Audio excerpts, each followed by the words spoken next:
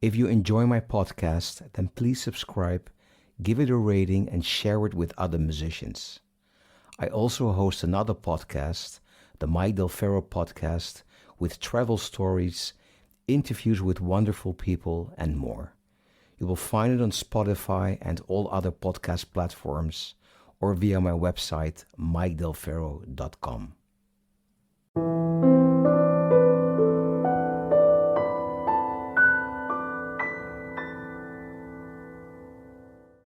Mike, there's a lot of advice out there for whether you should have your own manager or whether you should manage yourself. What do you think is the right thing to do? Is it better to have a manager, or at what stage should you have a manager? Well, one of the main reasons why I designed this course is as long as you don't have a manager, you have to manage yourself. And the thing here is, it's not that the artist finds a manager, but a manager finds the artist.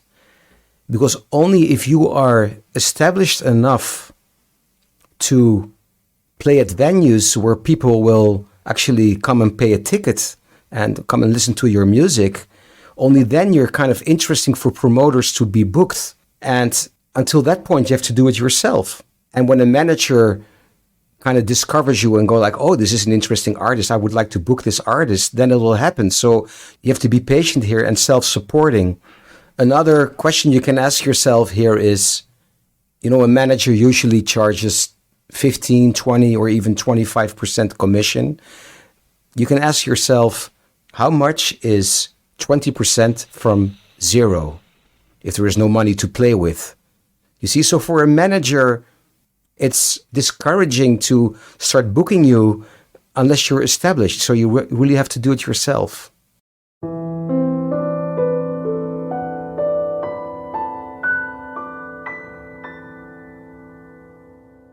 If you enjoy my podcast, then please subscribe, give it a rating, and share it with other musicians. I also host another podcast, the Mike Del Ferro podcast, with travel stories, interviews with wonderful people, and more. You will find it on Spotify and all other podcast platforms, or via my website, mikedelferro.com.